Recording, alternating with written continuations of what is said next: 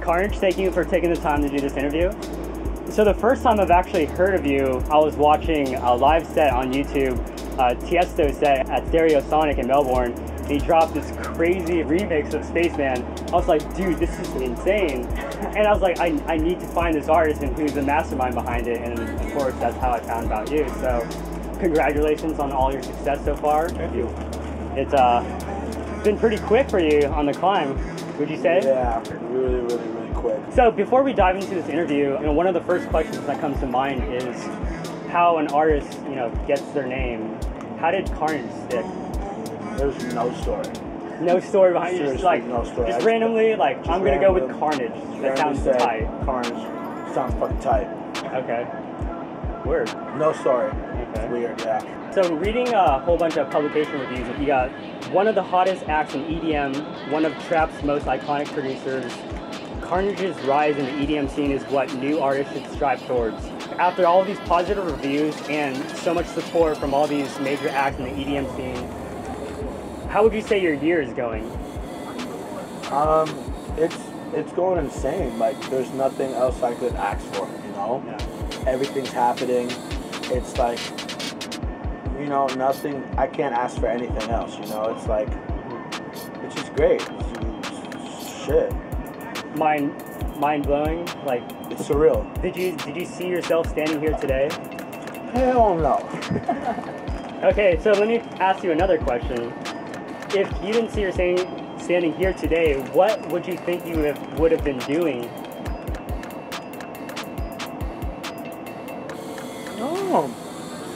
Obviously it's DJing and making music, but I don't know if I would have been like where I'm at right now. Like, it's weird. It's weird to say. Like, obviously I knew it was gonna happen. Not cocky, but confident. Okay. Knowing when I first started, I didn't think I was gonna be here, obviously. But 6 months ago, by the way, the 6 months before that was going, I knew I was gonna be somewhere around this area. Dance domination is what I like to call it. A lot of hard work and dedication. Hell yeah, dog. I'm not, people say, I don't deserve it or whatever. I'm working my ass off for months, yo. I've been doing this shit 12 hours a day in the studio, masterminding this blog world. I'm releasing music on what time to release it and what schedule. People don't know, dog. Like, people don't know that all this whole Carnage, this product, this Carnage, everything, this festival chop, this music, everything is me. Everything. I've planned everything. I tell my managers when I want to release shit. I fucking send my music to blogs. I do everything. You can ask all the blogs that fucked with me since the beginning. I used to DM my shit 5 minutes before it's time to release shit. I would talk to these guys, I would network with these motherfuckers. I worked my ass off to do where I'm at. And that's why people think, oh, like, why is he so cocky and shit? Like, no. Fuck, I'm doing what I knew I was gonna do. I'm doing it. Yeah, awesome. Yeah, of course. I come from a rap world, dog. I come from a different type of hustle. These motherfuckers come from a world where, they making dance music and shit, dog. I come from a world where I'm gonna be number one. So I know you started, like you said, you started to rap, doing rap for about 3 years or so, and then you branched out to the electronic scene. Yeah. What made you move over? Because I was getting tired of waiting to place records. I was getting tired of what waiting. appealed to you in the electronic scene? The scene,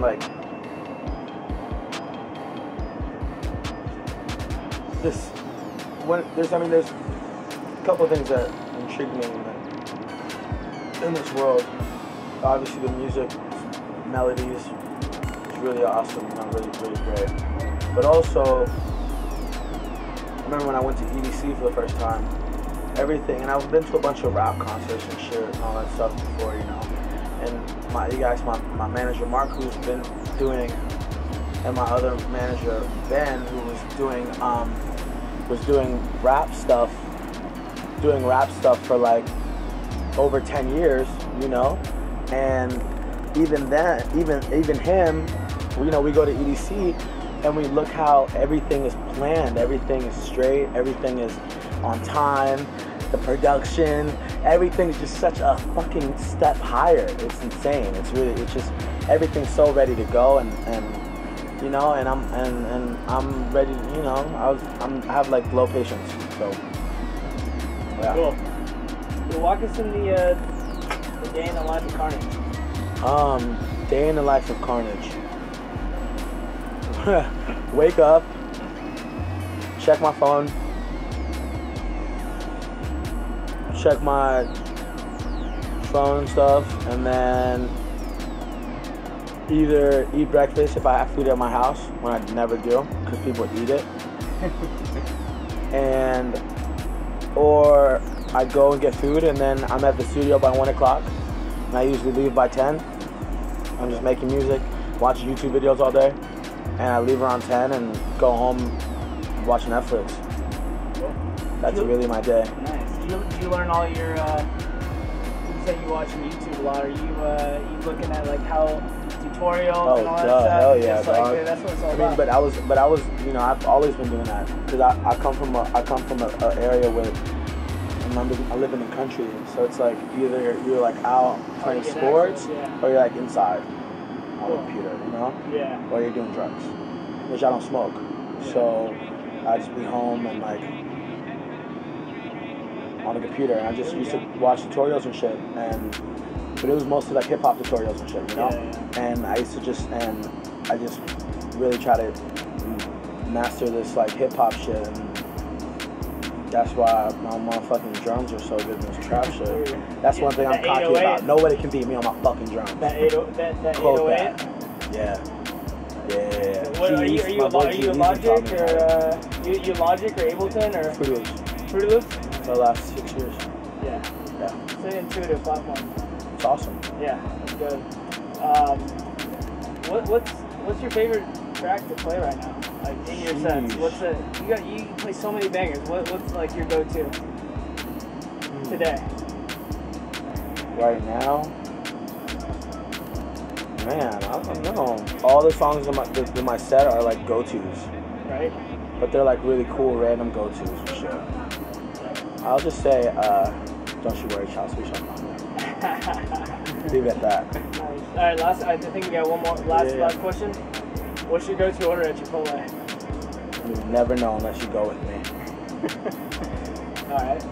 Yeah. We'll take you up on that offer. When are we going to hit up Chipotle? Let's do it. Well, thank you so much, Carnage, for the interview.